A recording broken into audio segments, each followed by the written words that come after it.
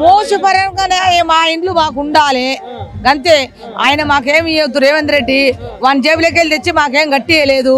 మేము పైసా కష్టపడి కట్టుకున్నాము, గరీబ్ వాళ్ళము, ఏదో మా కష్టం మేము చేసుకొని బతుకుతాము. ఇదివరకు వచ్చిన పెద్ద మనుషులు అంతా అట్లే చేసిండ్రు.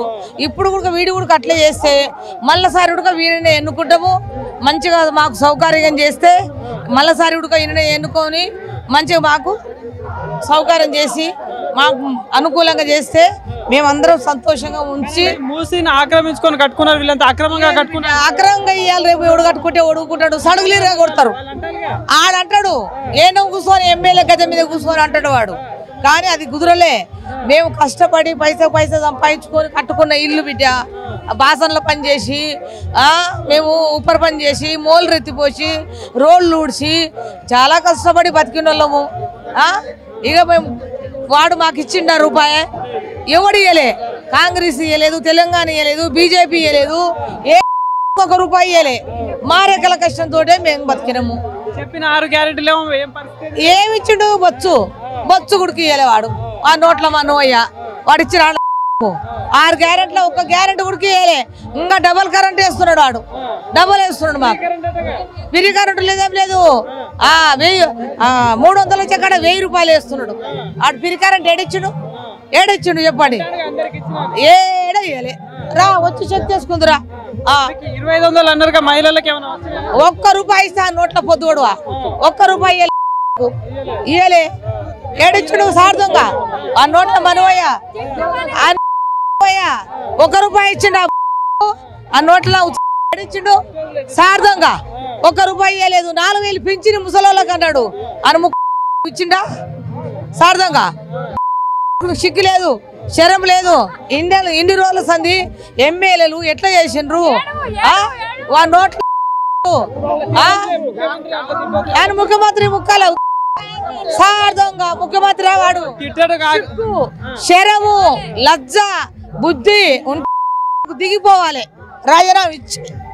రాజీనామా ఇచ్చి అమ్మా ఈ మహిళలతోటి ఈ జనాలతోటి నేను ఏగలేను అని తలకాయ కిందికి వేసుకొని ఓ చెప్పులు దండ వేసుకొని చీపిరి కట్టలు కట్టుకొని వెళ్ళి ఎందుకు ఆ బతుకొద్దు. డబల్ బెడ్రూమ్ ఇస్తా అంటున్నాడు. డబల్ బెడ్రూమ్ మాకెందుకు? దమ్ముంటే మాకు జాగా ఎంత ఉందో అంత. యూనివర్సిటీ ఖాళీ ఉంది, యూనివర్సిటీలో ఇవ్వమను.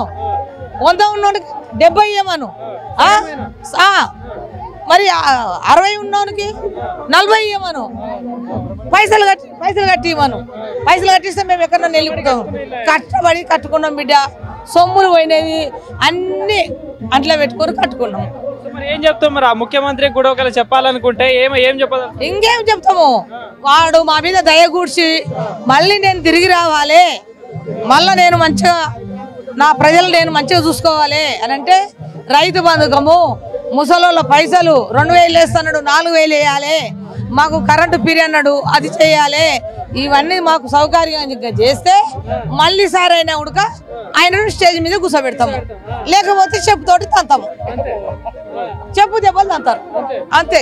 చెప్పండి అమ్మా, ఏం చెప్తారు మరి? హైడ్రా అని చెప్పేసి మూసి పరివాహక ప్రాంతాలకు వస్తాం కోరుకుంటున్నా రేవంత్ రెడ్డిని. మా ఇల్లులు మాత్రం అక్కడ 1,00,000 ఇల్లు ఉన్నాయి. ఒక్క ఇల్లు వదలము. మేము కూలీనాలు వేసుకొని బతికినాము, బాసన్ల పని చేసినాము, ఇందాల పని చేసినాము. ఇవాళ వచ్చి ఆయన గుంజుకుంటే మేము ఇయ్యాము. నేను ఇంటికాడ ఇల్లు అమ్ముకున్నాము, చిలకలు అమ్ముకున్నాము. నా కొడుకులు నా మొగాడు వాచ్మెన్ డ్యూటీ చేస్తున్నాడు. మేము ఇంటింటికి అడుకొచ్చుకొని తిని ఇల్లులు కట్టుకున్నాము.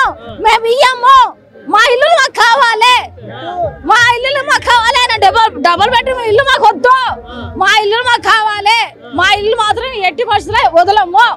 ఇదంతా మూసిని ఆక్రమించుకొని కట్టుకున్నారు, అందుకే కూలుస్తా ఉన్నాం అంటున్నారు. ఏం ఆక్రమించుకోలేదు, మేము డబ్బులు పెట్టి కొనుక్కున్నాము, మేము పైసలు పెట్టే కొనుక్కున్నాము.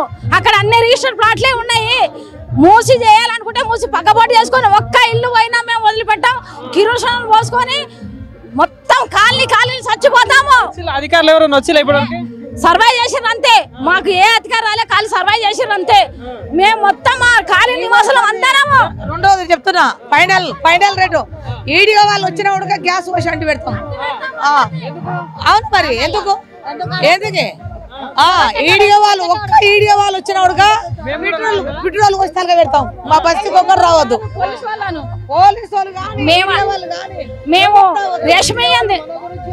రేషన్ బియ్యం తింటున్నాం ఇంటింటికి పోయి అడుకొచ్చుకొని బాసంలో పని చేసి ఇంటింటికి పోయి వాళ్ళు పెట్టింది వీళ్ళు పెట్టింది అడుకొచ్చుకొని తిని మేము ఇల్లు కట్టుకుంటున్నాం మా ఇల్లు మాకు కావాలి ఒక్క ఇల్లు కూడా మేము వదలము అందరము పిట్టలు వస్తాలో పెట్టుకుంటాం మా బస్తీ మొత్తం ఇప్పుడు ఆ ముఖ్యమంత్రికి చెప్పాలంటే ఏం చెప్తావమ్మా? ఇప్పుడు మా ఇల్లు మాకు కావాలంటున్నా రేవంత్ రెడ్డి రాజీనామా చెయ్యాలి మా ఇల్లు మాకు కావాలి. మీకు 6 గ్యారెంటీలు మంచిగా ఇస్తానట్టుగా ఏ గ్యారెంటీలు ఇవ్వలేదు మాకు ఏ గ్యారెంటీలు వద్దు మాకు ఏ గ్యారెంటీలు వద్దు మాకు ఫ్రీ బస్సు కూడా వద్దు మేము బస్సు టికెట్ పెట్టే పోతాము బంద్ చేసుకోమని రేవంత్ రెడ్డిని బంద్ చేసుకోమని. సరే ఇది అండి ఇక్కడ పరిస్థితి.